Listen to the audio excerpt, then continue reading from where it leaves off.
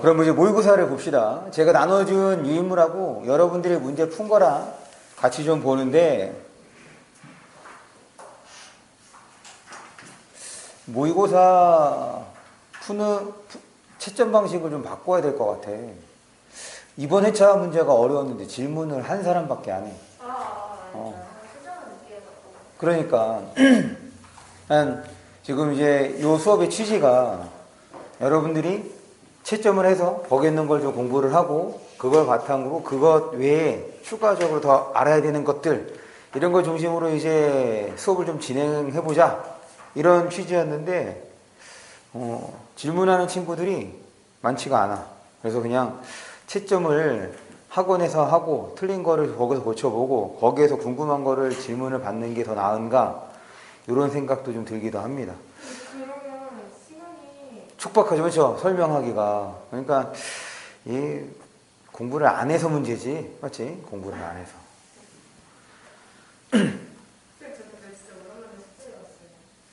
잘하셨어요.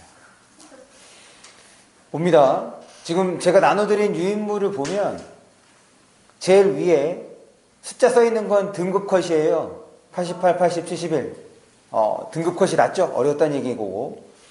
그럼 언제적 문제냐? 2018년 고3 4월 모의고사입니다. 그러니 당연히 여러분들에게 어려울 수 있겠죠. 그래. 그래서 우리가 과제를 할 때는 어떻게 하기로 했느냐? 시간 재지 말고, 그리고 나눠서 문제를 풀기로 했었던 거잖아.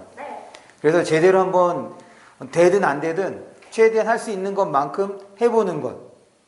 그것이 지금 요 2교시 모의고사 수업의 취지였는데, 제대로 잘 안 돼. 그래서 어떻게 좀 해야 되는지 좀 고민이기도 해요. 어쨌든 지금 사실 시간이 조금 더 충분하게 주어졌다면 그 당시에 등급컷이 이렇게 떨어지지는 않았을 거라고 생각을 합니다. 지금 비문학이 지문이 길어서 그거를 처리하는데 아마 시간이 좀 많이 걸려서 문제를 제대로 못 푼 게 아닌가라는 생각이 들어. 내가 거기다가 적어놓은 시간들 다 합쳐보면 80분이 좀 넘어요. 50분, 62분, 그 다음에 18분, 딱 80분 정도가 되는 건가? 그러니까 그 80분이라는 그 마킹한 것까지도 있을 테니까 시간이 좀 부족할 수밖에 없는 문제이지 않나. 그래서 실제적으로 지문이 조금 어렵긴 하지만 문제는 그렇게 어려운 편이 아닙니다. 지문을 얼만큼 소화했는지에 따라서 좀 달라졌다라고 생각을 해볼 수 있을 것 같아요. 그 다음에 이제 넘겨보시면 거기에다가 제가 숫자도 적어 놓은 게 있는데, 예를 들면 12번 문제, 14번 문제, 12번 문제, 14번 문제, 이런 것들은 지금 그 당시에 이제 오답률입니다. 오답률, 14번은 오답률 1이 68%, 12번은 오답률 8이 55%, 이렇게 이제 표시를 해 놓은 거니까 여러분들이 틀린 거랑 같이 좀 견주어 보면 될 것 같아요. 아까 얘기했던 것처럼 지금 우리가 시 감상에 대한 얘기를 했으니 시에 대한 것부터 먼저 보고, 그렇게 해서 이제 비문학으로 좀 넘어오겠습니다. 먼저 29번에서 31번이에요. 29번에서 31번.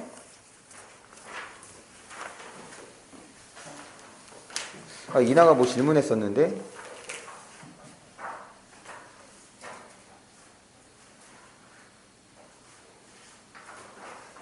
그 질문을 한 사람이 있나요? 네. 멋지지. 그래, 이나만 질문했어. 이나랑 지금 청라고의 한 친구. 만약에 금요일이 아니라 목요일로 당기면 너무 너네들이 힘드나? 목요일까지 제출하라는 걸로 하면. 지금 금요일까지 제출하라고 하니까 토요일 애들은 그냥 제출하고 끝이야. 토요일에 오전 수업이니까. 당연히 목요일에 해야죠. 저희는 금요일이요. 그렇지. 저희는 금요일이요. 굉장히 깊게 땡겨야죠. 그래야겠다. 그렇게 해서 좀 그래도 답을 주면 다시 한번 보고 좀 그렇게 해서 와야지. 알겠습니다. 이따가 좀 보고. 일단 29번에서 31번 볼게요. 지금 이제 같은 방식으로 보는 거야. 그럼 이제 가작품입니다. 가작품. 조지훈의 동물원의 오후래. 아, 그럼 화자는 동물원에 갔겠구나. 오후에 동물원에 갔겠구나 생각을 하고, 그 다음에 1년을 보는 거야. 마음이 후줄근이 거기 시름에다가 동그라미 쳐주세요. 시름이 무슨 뜻이냐면 근심 걱정이란 뜻이지.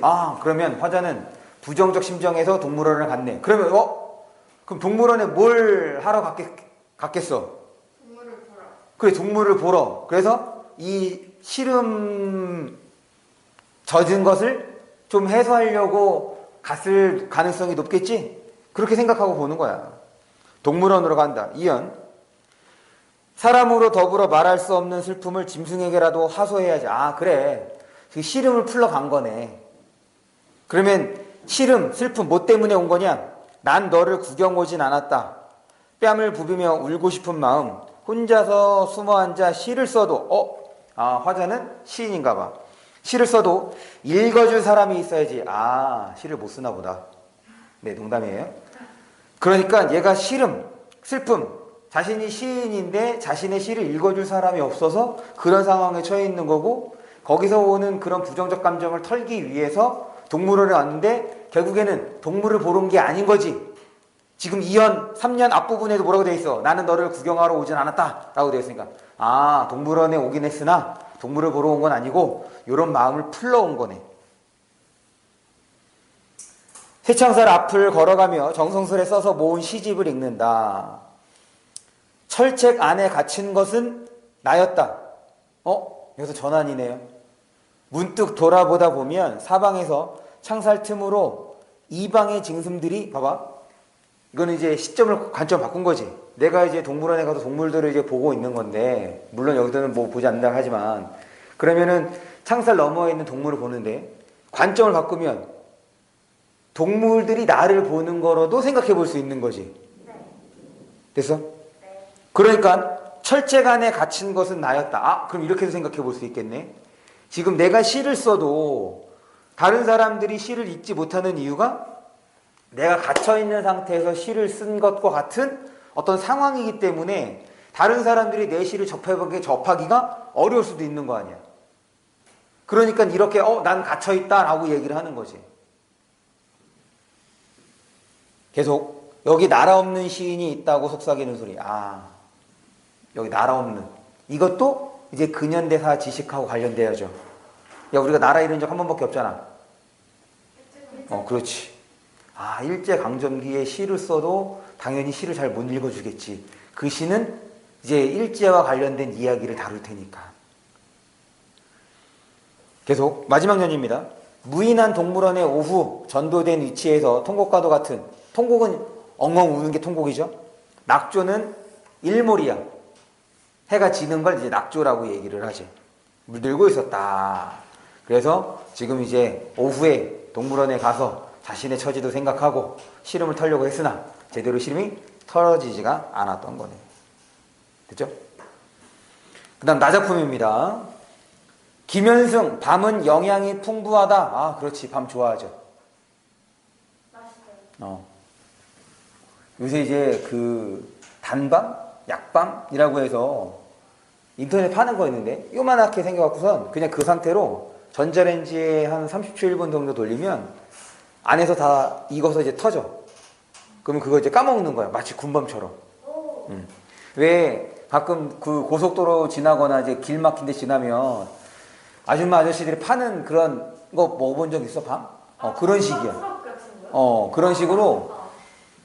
그게 뭐였던 것 같은데. 그래서 그거를 한 움큼해서 전자레인지에 이제 봉투 안에다가 넣어서 돌리면 이제 그런 맛이 나는 밤이 되더라고. 그래, 밤은 영양이 풍부하고 맛있죠. 1년입니다. 무르익은 과실의 밀도와 같이, 거기 밀도와 같이에다가 밑줄 쳐주시고.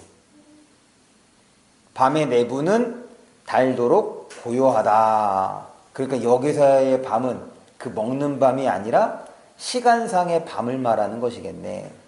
잠든 내 어린 것들의 숨소리는 작은 벌레와 같이 이 고요 속에 파묻히고, 그거를 이제 마치 먹는 밤처럼 이제 표현하고 있는 거죠. 별들은 나와 자연의 구조의 질서에 있게 못을 박는다. 이거 어렵게 표현되어 있지만 그냥 뭐 하고 있는 거야, 화자는? 그렇지. 지금 이 밤에 대해서 화자는 긍정이야, 부정이야? 그렇지. 1년에 보면 밤은 달도록 고요하다라고 얘기했으니까 긍정이야? 그러면서 지금 이 밤의 시간에서 애들 자고 있고 그리고 별들도 보고 있는 거죠. 그럼 그게 다야. 거기 어렵게 된 표현을 어렵게 생각하지 마시고 실제로 경험할 수 있는 걸로 바꿔내는 거야. 사연입니다.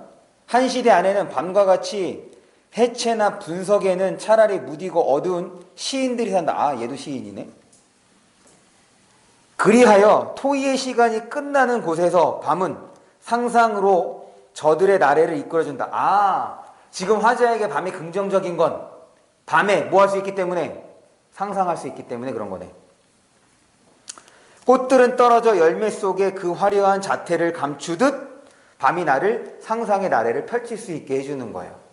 그런데 그 상상의 나래는 뭐와 관련되는 거냐면 열매와 관련되는 거지. 무언가를 얻을 수 있게 해준다는 거예요. 그러니 지금 나에게 밤은 달도록 고요한 거. 마지막 연입니다.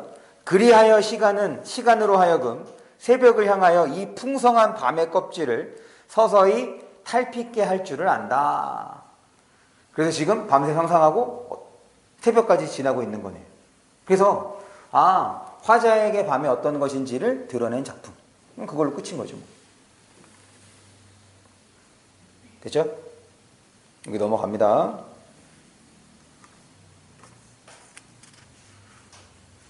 네. 30분 있잖아요. 네. 30분에 3번이에요. 네. 이 남조가 물들고 떠가는 사람이 인지가 사용된 것을 보아 인자의 환기력을 통해 비통한 화제의 정도가 형성화되고 있잖아요. 네. 근데 환기는 네. 원래 나왔다는 걸 다시 생각하게 하는 거예요? 아니요. 나오지 않더라도 무언가를 떠오르게 하는 것이 환기입니다. 그러면 앞에 이에 대한 내용이 안 나와 있어도 그냥 생각만 하면 다 환기인 거예요? 네.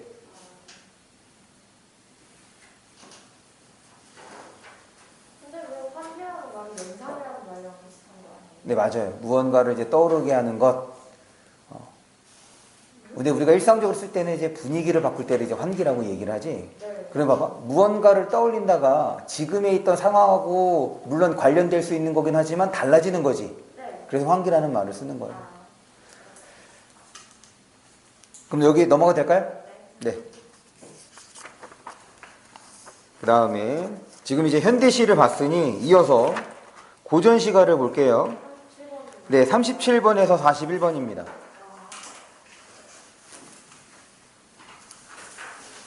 (37번에서) 41번.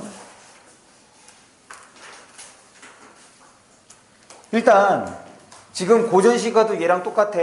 지금 이렇게 해서 접근을 하는데 요것보다 쉬웠던 이유가 고전시가는 주제가 5개로 정해줬잖아. 네. 그러니까 앞부분을 통해서 얘는 어떤 주제의식하고 관련되는지를 빠르게 확인하고, 시 문제는 결국에 부분을 다 세세하게 감상하면서 들어갈 수가 없어. 그럼 시간 정말 많이 걸리니까 그냥 시의 상황의 어떤 전반적인 분위기, 앞에서 봤던 것처럼 동물원에서 자신의 씨름을 털려고 하나 그게 잘 안 됐던 거구나. 그러면서 그 작품이 일제강점기 때 작품인 거구나. 그 다음에 나 작품에서는 화자가 밤을 좋게 생각하구나. 왜? 상상할 수 시적 상상력을 풍부하게 해주니까 그래서 그렇게 긍정적으로 생각했던 거 라고 정리하고 들어가는 거란 말이야. 문제에서 요구할 때는 지금 시의 한 구절을 요구하잖아. 그럼 그때 돌아가서 그 부분을 보고 다 그 부분을 선택지에서 말한 것처럼 바꿀 수 있는 것인지 표현할 수 있는 것인지 따지는 거. 그렇게 접근을 한다 본다면 지금 가작품입니다. 첫 번째 줄이야. 바람이 소슬해서 나뭇잎이 다 진 후에 산이 삭막하거늘. 삭막에다가 동그라미.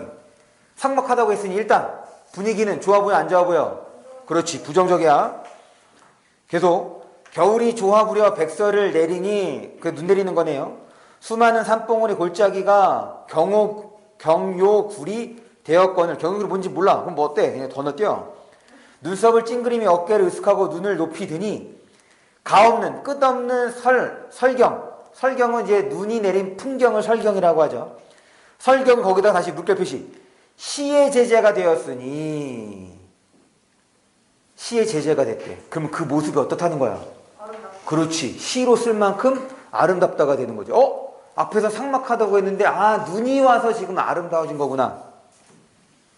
계속 우월한 정신이 추위를 어이할고, 그럼 추위를 안다는 거야, 모른다는 거야? 그러면 봐봐, 생각해봐. 지금 이 경치가 너무 아름다워서 추위를 모를 정도야. 누가 추위를 모를 정도지? 시 쓰는 사람. 누가 모를 정도야? 화자죠.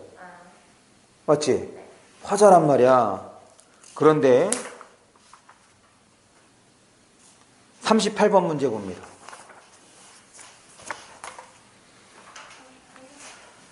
38번에 지금 이렇게 화자가 처한 상황을 파악하면서 봤다면 38번은 딱 1번 해야지. 거기 뭐라고 설명돼 있어? 우월한 정신은 속세에 사는 어리석은 사람들이 아니라 누구를 말하는 거라? 화자 자기 자신을 말하는 거 아니야. 맞아? 그래서 시에서의 상황을 파악하는 것이 중요한 겁니다. 이게 당시에 오답률 3위였어요. 65%. 그러니까 기본적인 시 감상이 이루어지지 않았다는 얘기인 거지. 다시 앞으로. 계속 사계절의 모습이 가는 듯 돌아오니 아름다운 경치에 흥치도 갖췄구나. 지금 거기에 나 대놓고 얘기했네. 아름다운 경치에 흥치까지. 맑은 물 귀 씻으니 허유를 부러워하랴. 허를 부러워하지 않는다가 되는 거죠. 허유도 이제 기억해 주세요. 허유도 고전 시가에 자주 나오는 대상인데, 얘 거기에 은거라는 말 썼지? 허유 은거하는 사람이라고 돼 있잖아. 은사 뭐라고 적혀 있어? 그게 뭐예요? 거기 이제 허유에 대해서 설명되어 있는 거 있잖아. 뭐라고 되어 있어? 은사라고 되어 있죠. 거기에 은자에다가 동그라미 쳐주세요. 지금 그렇게 쓰는 은자는 자연 속에 묻혀 지낼 때 은이라고 씁니다. 자연 속에 묻혀 지낼 때 그 은자가 숨을 은자인데, 맞아. 그런데 고전 시가에서의 은은 자연 속에서 지내는 거야. 그리고 이 허유는 고전 시가에 정말 자주 나오는 인물이에요. 그리고 이 허유는 긍정적 인물입니다. 근데 허유를 부러워하지 않는다. 왜 그러겠어? 그렇지. 내가 허유만큼 혹은 허유보다 더 자연 속에서 더 잘 지내고 있기 때문에, 더 자연을 만끽하고 있기 때문에, 그러니까 만족감을 드러낸 거죠. 넘어갑니다.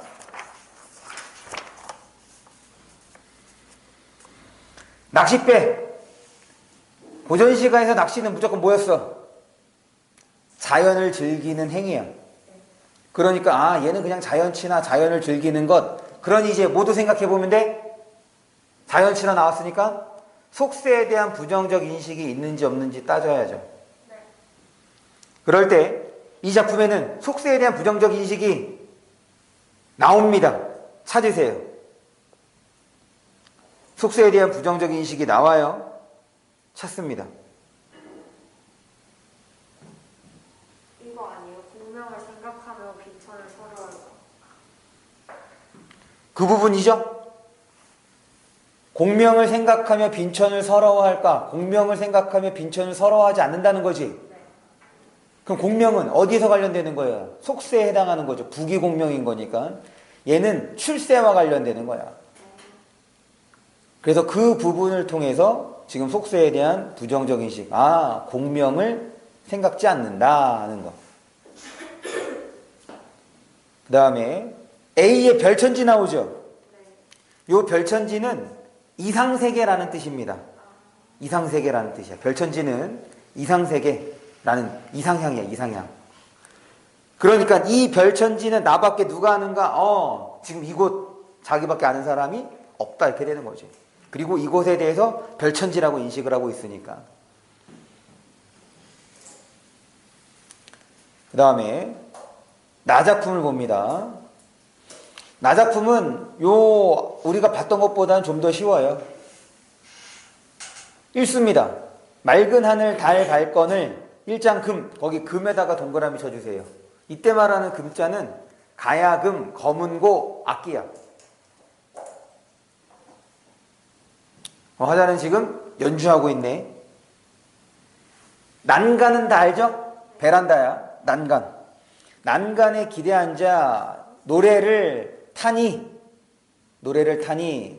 어찌하여 임향한 시름이 임 나왔으니까 임과 떨어져 지내는 거고 임에 대한 그림 거고 곡조마다 나느니 지금 임에 대한 그리움으로 연주하고 있구나. 검은 곳 하고 있구나. 삼수입니다. 시절이 매우 수상하니 마음을 둘 데 없다. 다음 주 주간 테스트에는 요 고전 시가도 포함해서 낼 거예요. 여러분들의 해석하는 것들을 좀 보겠습니다. 시절이 수상하니 마음을 둘 데 없다. 교목도 나무도 같고 신하도 그득한데 의론이 지금 수상 이거네. 의론이 여기저기 하니 그것을 몰라하노라. 지금 수상하다는 것, 마음을 둘 데 없는 것이 의론이 여기저기에서 펼쳐지고 있어서. 근데 그 의론이 뭐예요? 논의하는 것. 논의. 근데 논의는 좋은 거 아니에요? 그렇지. 그런데 그것이 여기저기에서 서로 다른 얘기를 한다는 얘기겠죠? 신하들이 많은데 한결된 목소리, 단합된 목소리를 내는 것이 아니라 제각각의 목소리를 내고 있으니 의론이 여기저기에서 펼쳐지겠죠. 네. 그거를 지금 부정적으로 보는 거고. 육수입니다. 송옥이 가을을 만나 무슨 일이 슬프던가. 차가운 설이 흰 이슬은 하늘의 기운이라. 이 나에 남은 저 근심은 여기서 근심. 지금 근심과 관련돼서는 임리에 대한 얘기가 나왔던 거지. 그리고 삼수에서 신 하나도 나왔으니 여기에서의 임은 임금이 되는 거겠네. 남은 저 근심은 봄, 가을이 없구나. 그러니까 1년 내내 임에 대한 걱정, 근심하고 있는 거죠. 구수입니다. 공명의 적통이 내려 주작게 다다르니 열심히 공부했다는 얘기예요. 자세한 학문은 국리정심 나란히 일렀네. 어찌하여 강서의 이론은 그를 저때 지리는 지루하다의 뜻이에요. 요거는 기억해 두세요. 지금은 이제 지루해 그렇게 쓰는 표현을 예전에는 지리하다라고 표현을 했어. 이게 언제까지였냐면 80년 어문규정이 그러니까 한글 맞춤법이 만들어진 게 1933년에 한글 맞춤법이 만들어지고 한 번 개정이 언제 일어났냐면 1980년에 개정을 한 번 하죠. 그리고 나서 사실 이맘때쯤 지금 50년 만에 개정을 한 거잖아. 한글 맞춤법을. 그러면 80년인 거니까 지금 2020년이잖아. 그럼 거의 40년 된 거지. 네. 그럼 개정할 만하다죠. 네. 근데 개정하지 않고 표준어를 추가시켰잖아. 4, 5년 전에. 그래서 짜장면도 표준어가 된 거죠. 원래는 자장면이었지만.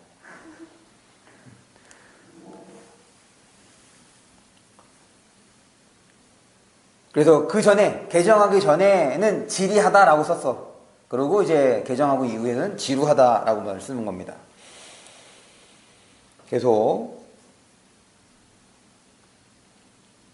장부의 몸이 되어 기한, 거기 기자는 배고플 굶을 기자예요. 줄일 기자. 우리 기야라는 얘기하지. 기야에 허덕인다. 배고픈 아이들 말하는 거거든. 그 다음에 한자는 찰한자인 거니까 안 좋은 거죠. 기한이 두려울까? 두렵지 않다는 얘기입니다. 일산 풍월에 산, 그 다음에 바람하고 달 나왔으니 자연이네. 자연의 즐거움이 끝이 없다. 내마다 부은 기억해 주세요. 뜬구름이라고 해석하는 건데 보통 뜬구름은 부정적이야. 야, 뜬구름 잡는 얘기 그만 좀 해. 이렇게 또 말하는 거니까 뜬구름은 좀 부정적인 의미로 쓰이는 시어입니다. 근데 고전 시가에서는 이 그름을 더 부정적으로 보는 이유가 해를 가리거든. 근데 보통 고전 시가에서의 해, 달 이런 것들은 임금을 상징하죠. 그래서 그거를 가리는 존재. 어쨌든 부은. 여기서는 이제 그런 의미는 아니네. 왜냐면 부기를 부은이라고 생각을 하는 거예요. 부기가 뜬구름처럼. 그러니까 잡을 수 없고 그냥 사라지고 어떻게 될지 모르는. 부은 부기를 따를 줄 있으랴. 그럼 얘도 속수에 대한 부정적 인식이 되겠죠. 속세적 가치. 12수입니다. 득근 행도는 이거는 이제 한자를 조금 알아야 되는데 군자가 임금 군자야. 그러니까 임금을 얻어 도를 행하는 것. 그러면 임금을 얻는다는 얘기 사실 임금을 얻는 것이 아니라 임금 옆에 간다는 얘기겠지? 그럼 이제 관직에 올라서 이제 신하가 되는 거죠. 행도는 군자의 뜻이로되 때를 못 만나면은 고반을 즐겨하니.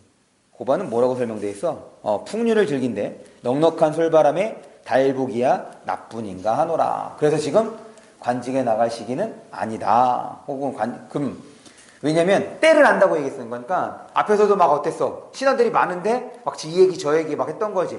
그래서 부정적으로 보고 있음을 확인해 볼 수 있겠다.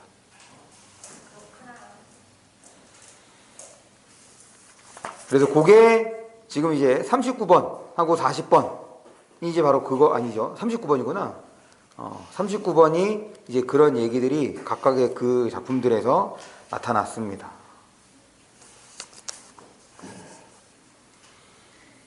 됐죠? 네. 그 다음에 다작품은 뭐 어렵지 않으니까 넘어갈게요. 그 다음 이어서 문학을 마저 보죠. 42번에서 45번. 42번에서 45번. 소설이야. 소설에서 중요한 건 인물이 어떤 행동을 하려는가, 그 행동을 하려는 이유는 뭔가, 이런 것들을 파악할 수 있어야 되는 거야. 기본적으로 등장하는 인물들, 그 인물들이 어떤 반응을 보이는지. 그럴 때 고전소설은 거기에 뭐가 추가되는 거냐면 인물 처리죠. 지금 이 작품에서 조금 헷갈릴 수 있었던 요소가 뭐였느냐. 첫 번째 줄입니다. 3아 됐으니까 3명의 아이야. 그리고 그 문단 끝에 보면 왕씨가 등장하죠. 그 다음에 왕씨 알고 가장 민망히 여겨 거기다가 물결 표시. 지금 첫 번째 문단에서 3아의 행동을 제시했지. 3명의 아이들의 행동을 제시했단 말이야. 그런데 그 행동을 지금 왕씨는 어떻게 생각해? 그렇지. 부정적으로 생각하는 거죠. 민망히 여겨져 있으니까 부정적인 거야. 그러면서 3녀를 타이르며 말하기를. 그러니까 앞에서는 3명의 아이라고 표현을 했는데 뒤에서는 3명의 여자라고 표현을 했어. 그러니까 그 3아가 결국엔 세 딸이라는 얘기인 거지. 지금 그 부분에 딸이니까 지금 엄마는 마치 이 남자들이 하는 행동인 거잖아. 남자들이 하는 행동인 거니까 거기에 대해서 지금 부정적인 거야. 그러니 여기에서의 3년은 개성적 인물이라고 볼 수가 있겠지. 왜냐하면 그 당시에 전형적인 여성의 모습이 아니니까. 지금 이제 바로 뭐가 필요한 거냐면 조선시대에 대한 어떤 기본적인 인식이 필요한 거죠. 유교적 이념. 그래서 여자는 그래 남자를 잘 따를 수 있는 수양을 닦아야 되는 거고, 남자의 경우는 지금 벼슬길에 오를 수 있는 수양을 해야 하는 거고, 그리고 부모가 시키는 대로 해야 되는 거고, 남자를 만날 때도 부모가, 여자를 만날 때도 부모가. 이게 바로 유교사의 모습인 거잖아. 그런 전통적 유교사의 모습에서 벗어나는 인물들에 대한 반응이 지금 그 1문단에서 이루어져야 되는 거고, 엄마는 전형적인 조선의 여인상이라고 보면 되겠네. 그랬더니 오른쪽 지문입니다. 오른쪽 지문 두 번째 문단이야. 삼소저, 또 표현을 바꿨어. 지금 삼아, 삼녀, 삼소저 다 같은 인물들이죠. 그럴 때 소저는 딸의 개념이야. 딸의 개념. 그러니까 이런 것들 이제 기억해야지. 소저 딸의 개념, 소자 아들의 개념.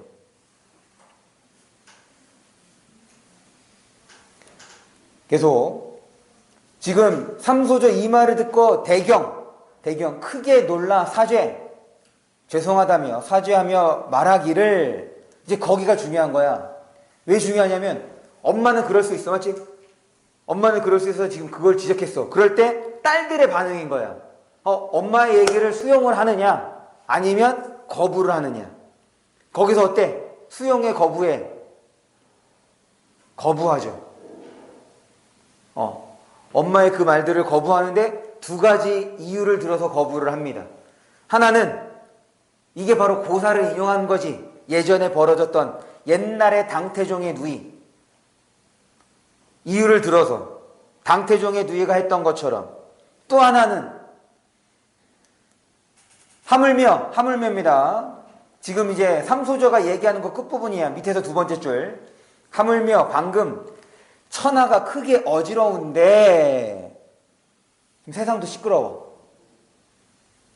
소녀의 득시지추 이언을 어찌한갓 여도를 지키어 세월을 허비하리고 해서 두 가지 이유로 엄마 말에 반대를 한 거죠.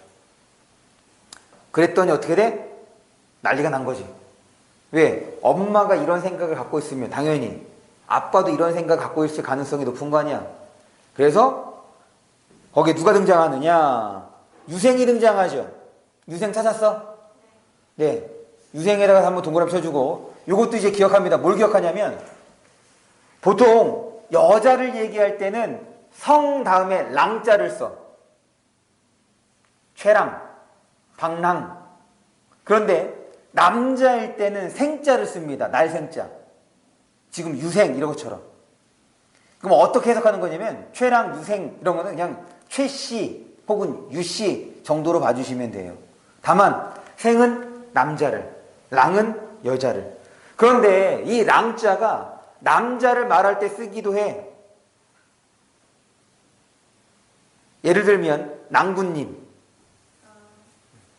그래서 랑자는 대체적으로 여자를 이를 때 쓰는 말이기도 하지만 남자를 이를 때 쓰기도 한다는 것을 좀 주의해 주시고, 그 다음에 중략 부분 줄거리입니다. 거기에 남장에다가 별표해 주세요. 중략 부분 줄거리에서 남장의 별표.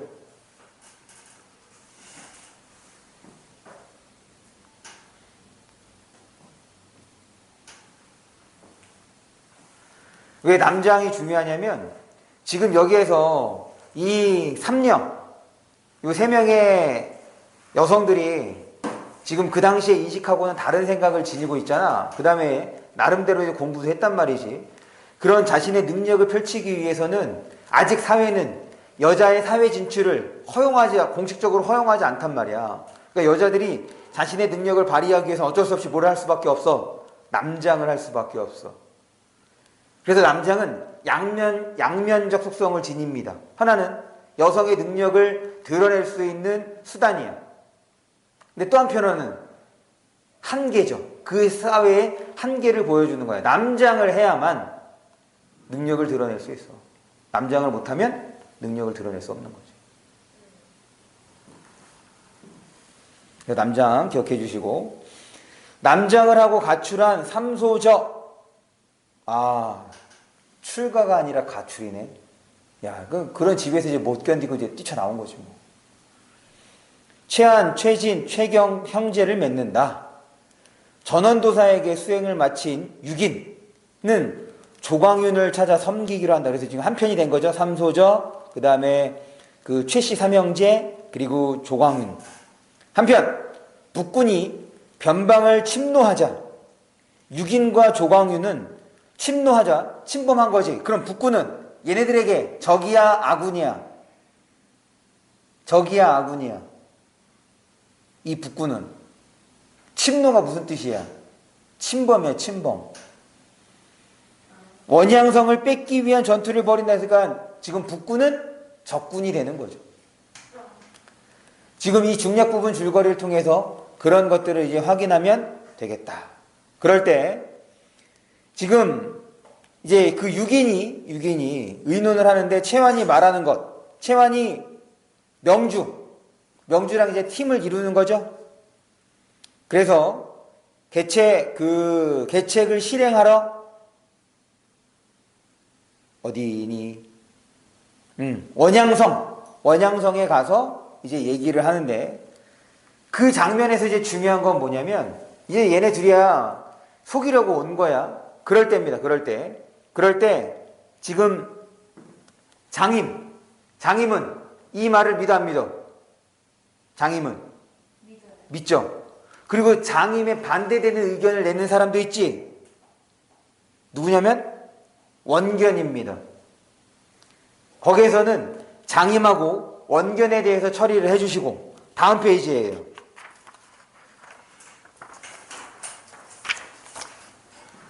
지금 원견이 의심을 하니까 지금 뭐해? 자살하려고 하는 거지. 야, 이렇게 의심을 받을 바에는 죽어버리겠다. 그거에 장임이 이제 다시 넘어가게 되는 거죠. 그럴 때 지금 위에서 마지막 쪽입니다. 위에서 하나, 둘, 셋, 넷, 다섯, 여섯, 일곱, 여덟, 아홉 번째 줄. 지금 위에서 아홉 번째 줄 봐봐. 위에서 아홉 번째 줄 보면 최유 양인이 장임더러 말하기를, 그럼 최유 양인 누굴 말하는 거겠어? 지금 여기서 이제 뭘 알아야 되느냐? 양자를 알아야겠지. 어디를 보냐면 앞 페이지입니다. 그러니까 고전문학의 경우는 여러분들의 좀 지식들이 많이 요구가 되는데, 네, 두 사람인데 여기 양자 앞 페이지 보시면 거기 A에서 찾았어. A에서 하나, 둘, 셋, 넷, 다섯 줄 내려오면 아득 나오죠. 거기 아에다가 동그라미 쳐주세요. 요 아는 나 아자야. 자기 자신을 말하는 거야. 나 아. 그러니까 우리는 이렇게 해석을 하는 거겠지. 근데 거기서 세 줄 내려오면 여득 나오죠. 그 여자는 너 여자야. 너희들은 이렇게 또 하나 해석해 주시면 됩니다. 그 여득 밑에 양인 나오죠. 여득 밑에 양인 찾았어? 양자에다가 동그라미 쳐주세요. 이 양자가 둘 양자입니다. 두 명이란 뜻, 둘이란 뜻이야. 두 개. 그래서 양친 하면 부모님 두 분을 말하는 거지. 양가 하면 두 집을 말하는 거고. 그래서 양자가 둘 양자입니다. 그럼 다시 다음 페이지로 볼게요. 지금 아홉 번째 줄이야. 아홉 번째 줄을 보면 최유양인이라고 되어 있어. 그럼 여기서 최유양인은 누구를 말하는 거냐면 지금 두 명, 최완과 명주죠. 그런데 왜 유를 썼을까? 그렇지. 유생의 딸이었잖아. 내가 왜 이 얘기를 하냐면 고전소설은 한 인물을, 동일한 인물을 여러 가지 표현으로 불러. 지금 그게 처리가 돼야 돼. 그래야지 헷갈리지 않는다고. 인물 처리가 돼야. 지금 그거야. 여기에서 양인, 갑자기 최유, 새로운 사람이 등장한 것이 아니라 최안과 명주. 그럼 왜 유자를 썼느냐? 앞에 유생이었으니까. 그래서 인물 처리가 좀 잘 돼야 고전소설이 어렵지가 않다. 여기에서는 그거예요. 지금 이렇게 인물 처리할 수 있었느냐? 그 다음에는 이제 계책에 성공을 한 거지. 그래서 이제 북군을 혼란스럽게 만들고 걔네들을 다 쳐부시는 내용들. 혹시 여기에서 질문이 있으시면.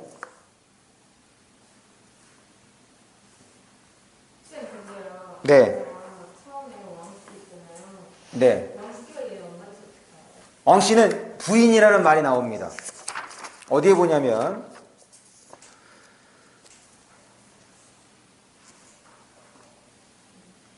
지금 앞부분의 줄거리 위에예요. 유생이 앞부분의 중략 부분 줄거리 4줄 올라가면 유생이 왕씨를 몹시 꾸짖으며 됐어? 근데 바로 거기에서 꾸짖으며 해서 3줄 내려옵니다. 다시 이런 일이 있으면 부부지간이라도 용서치 아니하리라. 부부라는 말을 썼죠. 그러니까 왕씨는 요 3소저의 엄마, 유생은 아빠. 됐어요? 네.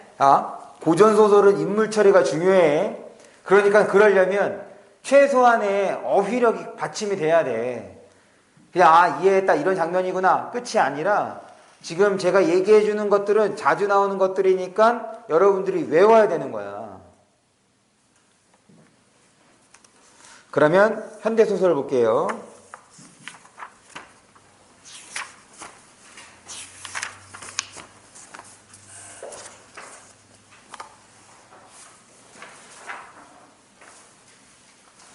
현대소설을 보면 얘는 앞부분에 줄거리가 없어. 그리고 바로 뭐로 시작하냐면 일반적인 서술로 시작하는 것이 아니라 대화로 시작하죠.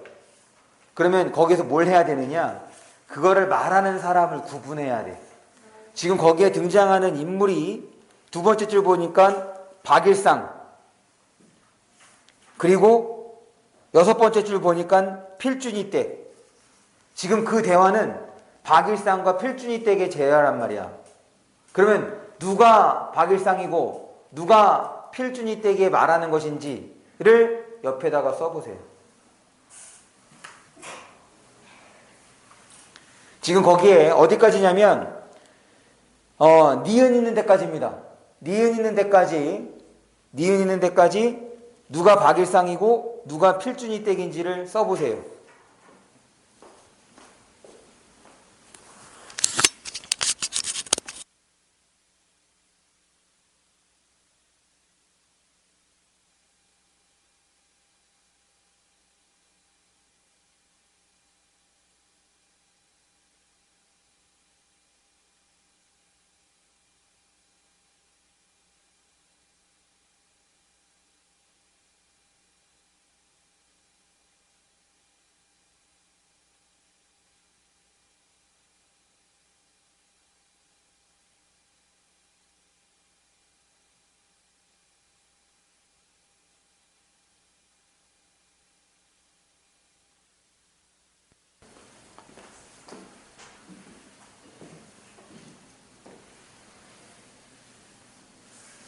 민수는 뭐 이렇게 보고 있는 거야?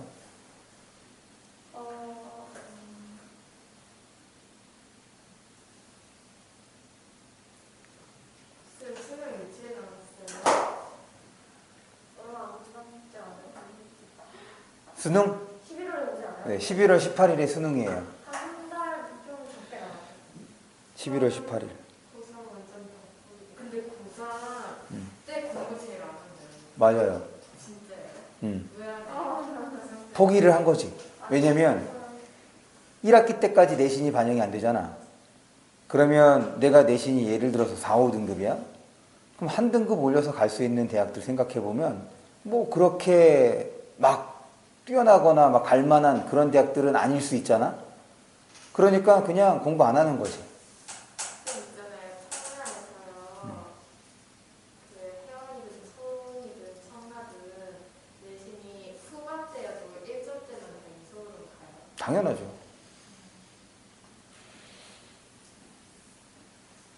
단순히 인서울만 보내진 않을 거예요, 학교에서. 어딜 가요?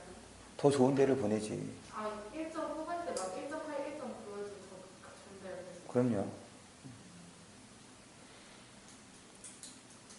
봅니다.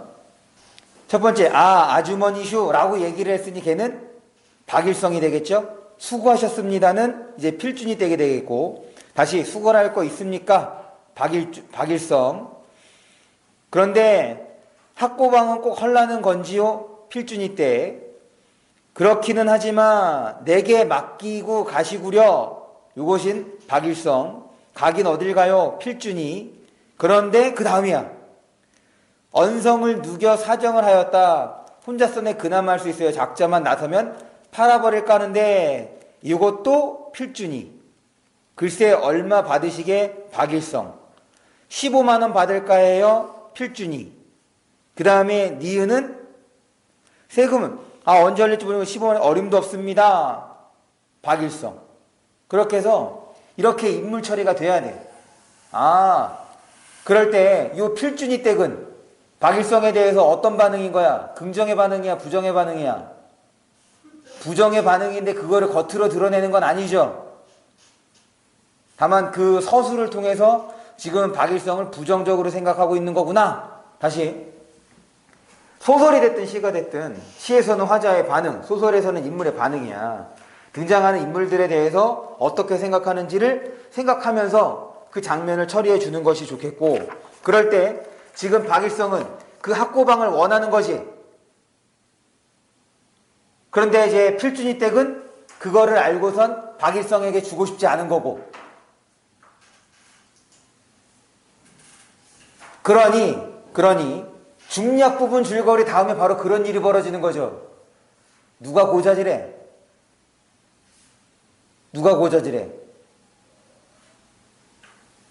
거기 중략 부분 줄거리를 보면 세 번째 줄입니다. 중략 부분 줄거리 세 번째 줄이야.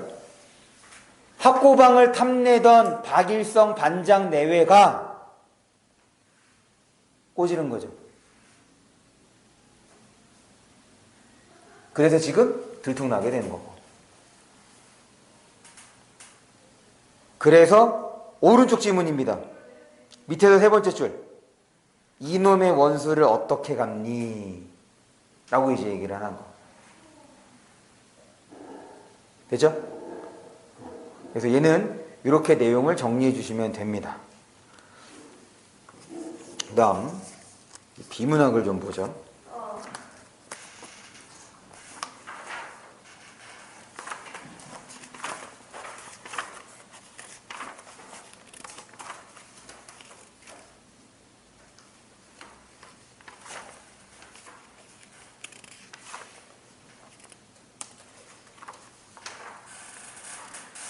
비문학을 보기 전에 여기에 문법에서 질문한 게 있어서 요거는 어려운 건데 12번 먼저 볼까요?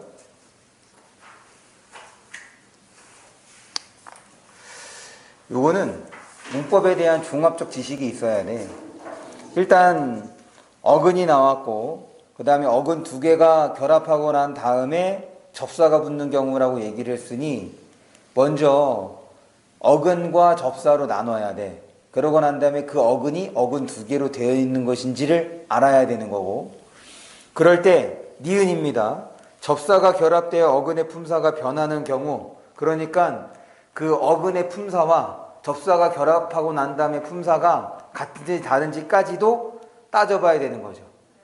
네, 그냥 여기까지만 하죠. 이거는 더 깊게 들어가면 더 어려운 말입니다. 비문학 볼게요.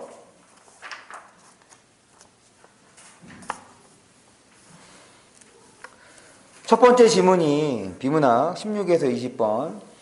요 첫 번째 지문이 요 세 지문 중에서 좀 가장 쉬운 지문이지 않나 생각을 하는데, 왜 그러냐면 일단 1문단 끝부분이야. 1문단 끝부분을 보시면 홉스와 루소가 등장했지. 그러면 홉스와 루소가 자연에 대해서 어떻게 생각하는지가 설명이 되어야겠죠. 그래서 먼저 홉스부터. 그래서 홉스는 자연을 어떻게 생각해? 부정적 상태로 인식을 하고, 반면에 오른쪽 지문입니다. 3문단. 반면 루소는 첫 번째 줄이야. 자연으로 돌아가 순수한 삶을 살아야 한다 주장했다고 얘기를 했으니 루소에게 자연은 긍정적 공간이 되는 거지. 됐어? 그래서 지금 3문단까지는 홉스와 루소의 공통점과 차이점. 공통점은 자연에 대한 인식이 되는 거고, 차이점은 그것을 어떻게 생각하는지. 4문단입니다. 기억에 니체가 등장했네. 그런 이제 머릿속에서는 세 명의 공통점과 차이점. 니체는 거기 기억이 있습니다. 니체는 홉스와 루소가 그들이 지향하는 인간 삶의 방향성을 규정하기 위해 인간의 도덕적 가치 판단만으로 자연 개념을 규정했음을 비판했다가 물결 표시.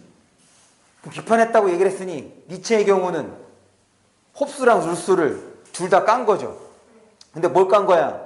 자연을 볼 때 인간의 도덕관념만으로. 그러면 자연을 볼 때 도덕관념만이 아니라 다른 무언가가 필요하다는 얘기인 거고, 그것이 니체의 핵심이 될 수 있겠네. 다시, 지금 이 글이 어렵지 않은 이유는 1문단을 통해서 여러분들에게 정리해야 될 것을 알려줬어요. 홉스와 루소에 대해서. 그 다음에 4문단을 통해서는 니체가 앞에서 언급된 두 인물들과 어떤 점에서 다른지가 나온 거다. 그럼 그거를 이제 사문단을 보면서 찾으려고 해야지. 이제 그러면서 이 니체가 자연을 어떻게 생각했는지를 이제 설명을 해주죠.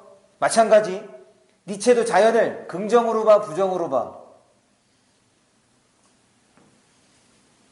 니체가 자연을 긍정으로 봐, 부정으로 봐? 네, 긍정으로 봅니다. 그리고 도덕이라는 것도 개념 제시를 해주죠. A에서 두 줄 위로 올라가면 도덕이라는 것이 인간의 이성의 최고의 가치를 부여해. 그럼 도덕은 이성하고 관련되는 거고, 다른 생명체보다 더 우월한 존재로 만들었다고 본다. 누가? 니체가. 바로 인간 중심적 사고방식이 뭐 때문이다? 도덕 때문이다. 또한 뭐 때문이다? 이성 때문이다. 누구와? 니체가.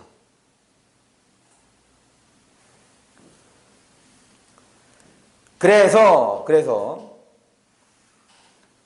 거기 A입니다. A에서 하나, 둘, 셋, 네 줄 내려올게요.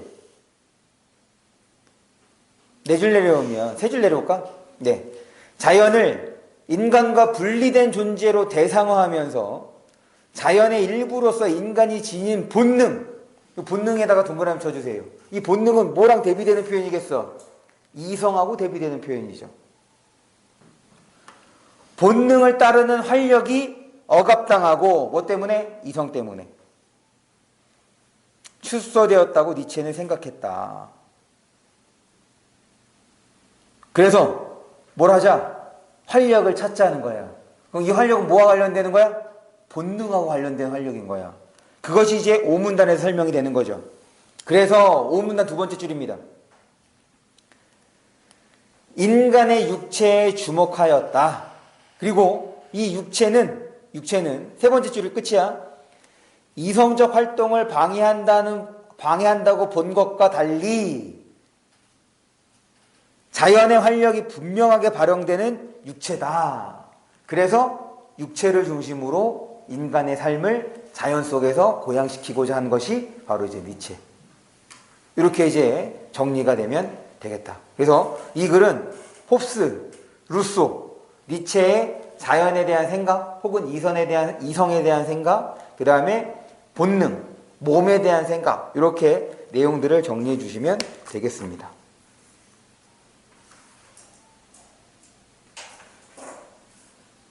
그러니 이제 20번 문제가 나온 거죠. 20번 문제는 데카르트와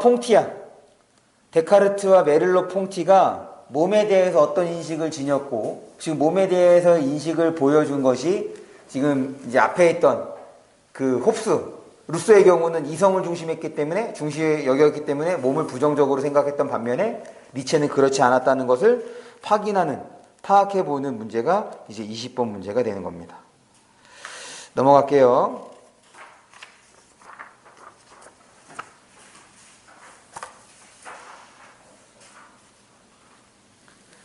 다음 21번에서 25번이에요. 21번에서 25번.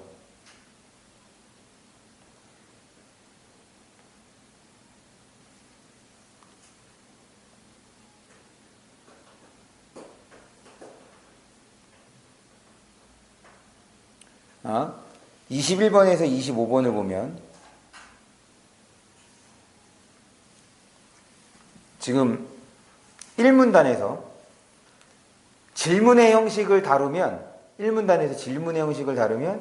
이 글에서 설명하고자 하는 바를 이제 제시해주는 꼴이 되는 거지. 그래서 먼저 공공재에 대한 설명을 하고 마지막 문장입니다. 1문단 마지막 문장.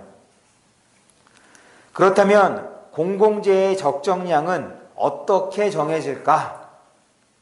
그래서 공공재의 적정량이 정해지는 과정, 정해지는 원리에 대해서 설명을 하는 게 어디냐? 바로 2문단하고 3문단입니다.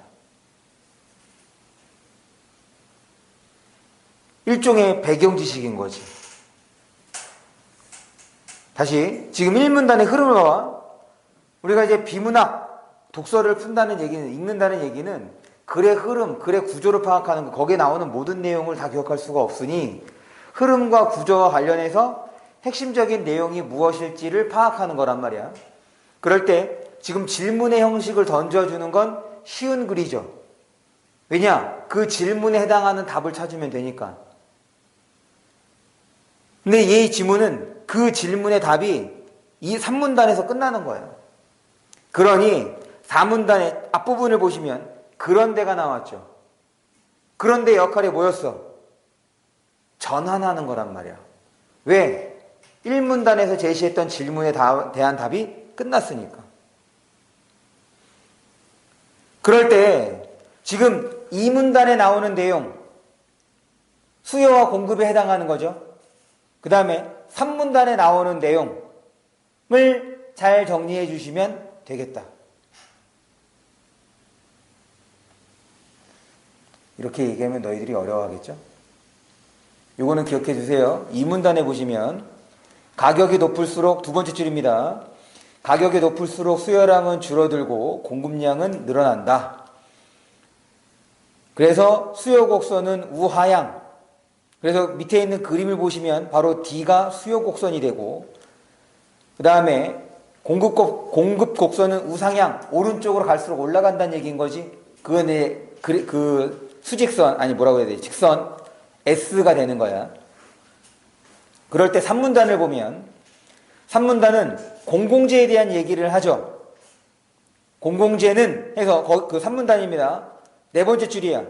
모든 개인이 동일한 혜택을 받을 수 있는 이런 특성을 얘기를 해. 그럴 때 지금 공공재에 대한 얘기인데 2문단은 뭐에 대한 얘기냐면 2문단은 두 번째 줄, 2문단 두 번째 줄 앞부분을 볼게요. 거기 재화라고 나오죠.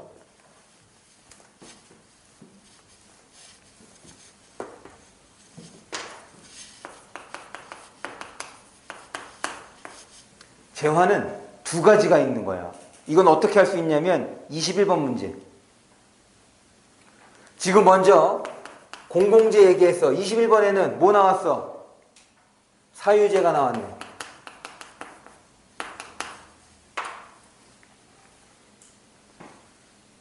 그럼 사유재의 특성은, 지금 공공재의 특성은 누구나 어떻다는 거야?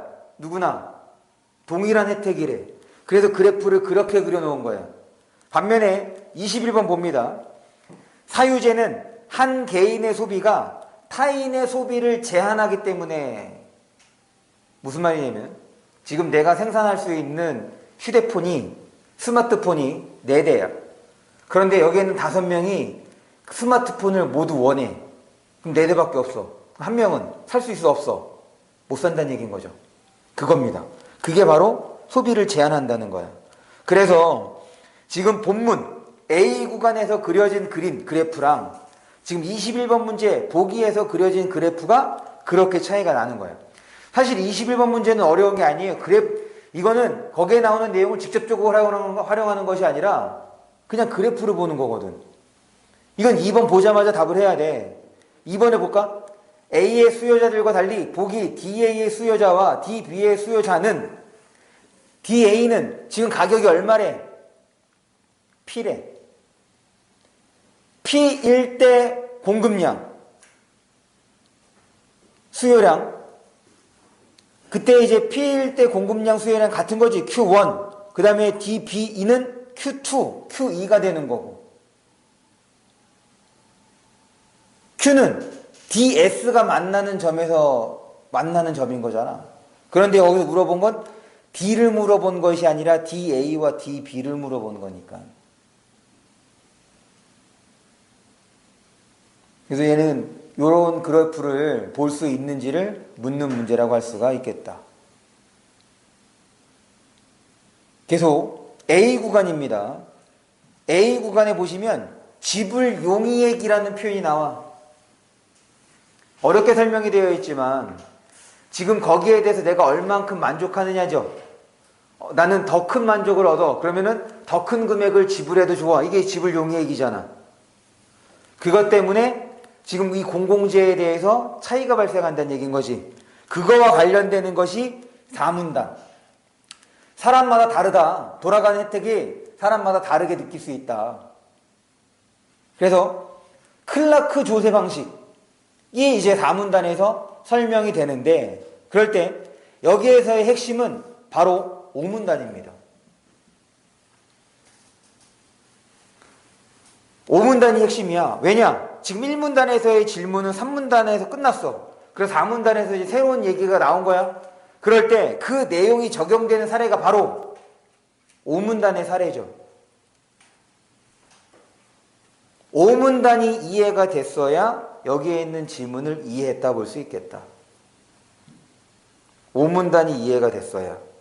그래서 비용 분담금에 대한 개념, 그 다음에 추가 세금은 누가 지불하는 거냐. 요 방식은 여러분들 꼭 복습해 주세요. 이거는 정말 경제지문에서 많이 이용하는 방식이야. 구체적 상황이 나왔을 때. 집에 가서 지금 요 지문에서는 딱 4, 5문단만 보세요. 4, 5문단을 보고선 거기에 등장하는 인물들이 그래서 비용 분담금이 어떻게 되고 추가 세금은 누가 내는 것인지를 이해해야 돼. 얘는 이해의 문제입니다. 구체적 사례는 앞에서 설명한 내용하고 짝을 지으면서 이해가 돼야 돼. 다시 지금 이 패턴은 정말 자주 나오는 어려운 지문에서 이거를 소화하지 못하면 앞으로 독서 문제에서 제대로 좋은 점수를 받을 수가 없어요. 그래서 꼭 복습을 해주시고, 그래서 요 4, 5문단하고 관련된 문제가 지금 22번 문제죠. 22번 문제랑 그 다음에 24번 문제입니다. 22번 문제와 24번 문제. 22번 문제와 24번 문제를 이해해야 돼. 다시 지금 복습을 하실 때 4, 5문단을 이해했다고 하면 해설을 보지 않고도 22번하고 24번을 여러분들이 이해할 수 있어야겠다. 그래야지 지금 그 부분이 이해가 된 것. 그렇지 않으면 다시 4, 5문단을 보세요. 설명된 거를 보고 이해했다 그러면 여러분들이 이해한 게 아니야. 그냥 글을 읽고 알게 됐다가 되는 거지. 이해는 스스로 해야 돼. 그래야지 국어 실력이 늡니다. 넘어갈게요.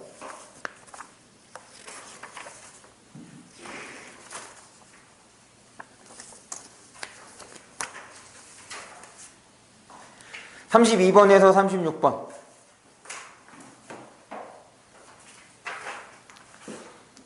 32번, 36번 질문이에요. 이 지문에서 핵심 문단을 꼽으세요. 다 했어요? 네, 그럼 챙겨서 일로 오세요. 지금 32번, 36번에서 핵심 문단을 꼽습니다. 이 글에서의 핵심 문단. 몇 번째 문단이 핵심 문단일까? 그 핵심 문단은 이 글에서 설명하고자 하는 것과 아주 밀접한 직접적인 관련이 있는 문단 하나를 꼽아주시면 돼요.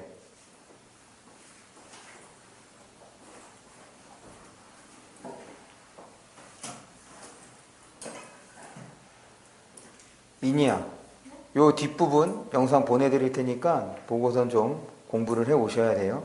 네, 그래야 다음 주 테스트도 준비가 될 수 있습니다. 정답하고 해설은 이따가 보내드릴게요. 파일로.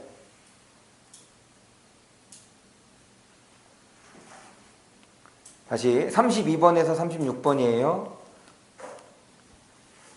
봐봐. 지금 이 글은 1문단입니다. 1문단 어디냐면 호흡에 대한 얘기를 하고 밑에서 두 번째 줄이야. 그런데 1문단 밑에서 두 번째 줄. 이와 같은 공기의 흐름은 폐와 대기의 압력차와 밀접한 관련이 있다. 지금 호흡이 이루어지는 과정을 뭘 중심으로? 폐와 대기의 압력차를 중심으로 설명하겠다지. 그러면 그거에 대해서 설명하고 있는 하나의 문단을 찾아보세요.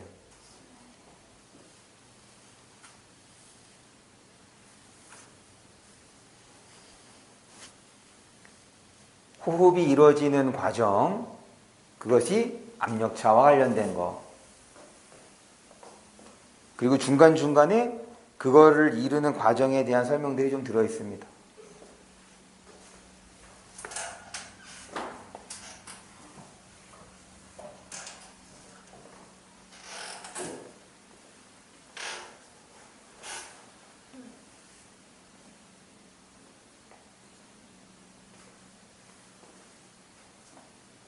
전체가 7개의 문단이에요. 7개 문단에서 지금 이거를 갖고 있는 거.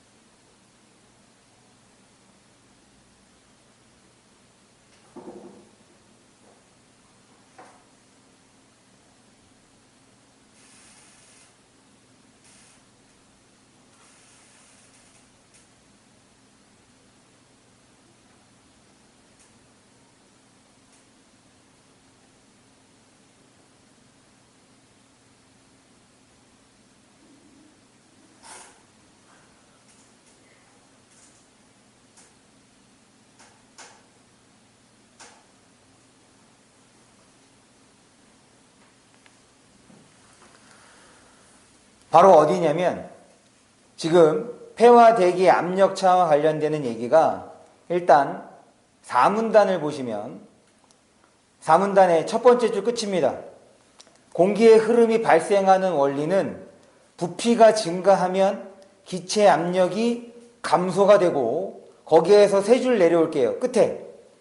그리고 보통 공기는 압력이 높은 곳에서 낮은 곳으로 흐른다. 그러면 바깥에 있는 공기가 신체로 들어오기 위해서는 폐가 어떻게 돼야 돼? 부피가 커져서 대기압보다 낮아지면 공기는 어떻게 흐른다고? 높은 곳에서 낮은 곳으로 흐르니 폐의 부피가 커져서 폐 안에서의 압력이 낮아지면 그때 이제 공기가 들어오는 거고, 반대로 폐의 압력이 높아지면 공기가 나가는 거고, 그거를 설명하는 것이 바로 마지막 7문단이죠. 7문단 봅니다. 거기다가 물개 표시해 주세요. 이와 같은 내용을 바탕으로 정리하는 거잖아. 이와 같은 내용을 바탕으로 물개 표시. 이와 같은 내용을 바탕으로 흡기와 호기의 과정을 살펴보면 다음과 같다. 그렇게 해서 먼저 확장이 돼서 이 폐가 커지면, 거기가 7문단이면 위에서 하나, 둘, 셋, 넷, 다섯 번째 줄이네요. 부피가 늘어나면 어떻게 되겠대? 부피가 늘어나면 거기서 하나, 둘, 셋, 또 세 줄 내려옵니다.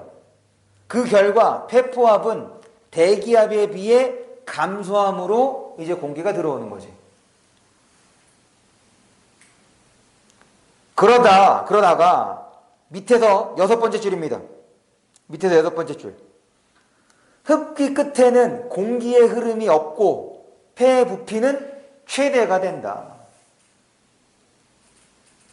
흡기 끝에는. 그럼 이제 다시 어떻게 돼야 돼? 부피가 줄어들면서 압력이 높아지면 이제 공기가 빠져나가게 된다는 얘기가 이제 그 다음에 생략이 된 거죠.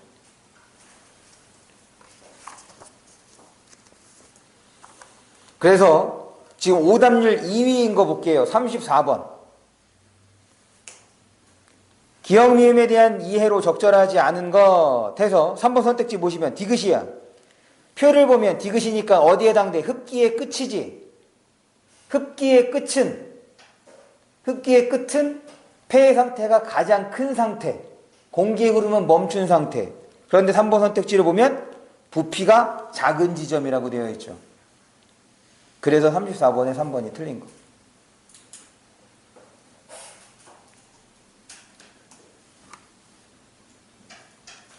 (35번도) 같은 문제야. 디귿에서 리을로 호흡이 진행될 때래. 이번에는 디귿에서 리을이야. 그럼 뭐가 되는 거니? 바람이 나가는 거지. 공기가 나가는 거야. 그럼 반대가 돼야죠.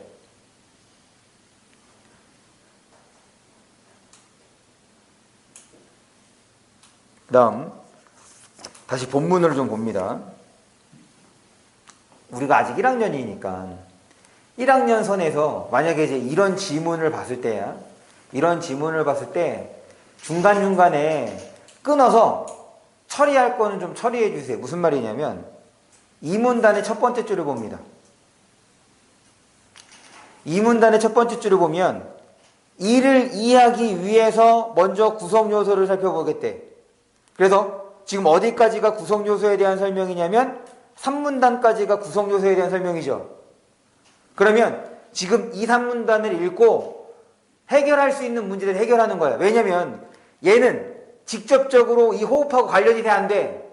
관련이 안 돼. 이해할 때 필요한 거, 지금 뒤에 있는 거를 이해할 때 좀 필요한 정도인 거지, 얘가 지금 여기 설명하는 호흡과 과정에 핵심적으로 연결되는 게 아니란 말이야. 그걸 알려줬기 때문에 2, 3문단 읽고 해결할 수 있는 거 해결하는 것이, 걔와 관련된 문제가 딱 뭐에 대한 거야? 폐에 해당하는 문제인 거잖아. 폐에 해당하는 문제 빼고 나머지 문제는 모두 7문단만으로 해결할 수 있는 거 아니야. 그럴 때 5문단입니다. 5문단을 보시면 두 번째 줄에, 첫 번째 줄이네요. 폐의 부피 변화에는 탄성반동, 경폐압, 흉막내압이 작용한다. 지금 폐와 관련되는 것이 세 가지 요소인 거잖아. 그럼 이 세 가지 요소 정리를 해줘야지. 그런데 정보량이 많아. 그럼 세 가지 요소가 정리가 되고 난 다음에 또 해결할 수 있는 문제들 해결해 주는 것이 좋겠다. 한 번에 다 읽고 해결하지 마시고 끊어서 좀 접근해 달라는 얘기입니다. 왜? 아직 여러분 1학년이니까.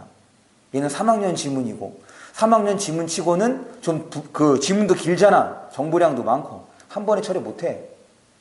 그러니까 자꾸 연습해야 돼. 끊는 거, 아 이거 어려워, 3학년 거야 못해도 돼가 아니라. 마지막 질문 볼게요.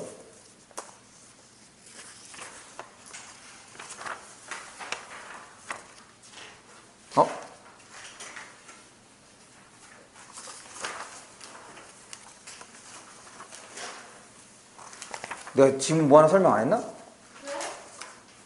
아, 설명 다 했구나. 네. 오늘 가요. 네. 다시 정리합니다. 지금 아마 다음 주에, 그러니까 우리가 4차를 푸는 것도 여러분들이 1학년 수준을 벗어나는 거야. 그러니까 지금 여기에 있는 거 시간 안에 절대로 못 풉니다. 한 번에도 못 풀 수 있어. 그러니까 제발 나눠서 좀 풀어. 한 번에 하려고 하지 마시고. 그리고 이제 금요일에 보내면 우리 일요일 수업이니까 꼭 집에서 채점하고 틀린 거 좀 다시 보고 궁금한 게 없을 수가 없지. 질문을 해달라고. 그래야지 여러분들의 실력이 클 수가 있는 거야. 그거 안 되면 지금과 같은 수업 방식 의미 없죠.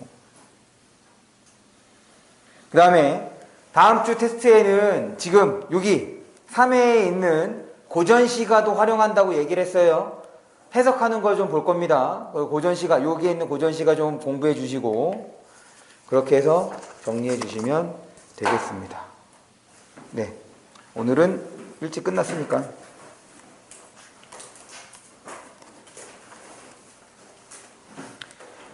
지금 비문학에서 내가 보라고 하는 것들이 있었죠? 그것들만 좀 봐주세요. 그렇게 해서 다양한 지문, 지금은 다양한 지문 볼 필요 없습니다. 내가 구조 설명해 준 거, 그 다음에 핵심과 관련되는 문제, 그런 것들 중심으로 복습을 해서 제가 얘기한 것들을 최대한 느껴볼 수 있으면 돼요. 오늘은 여기까지 할게요. 고생하셨습니다.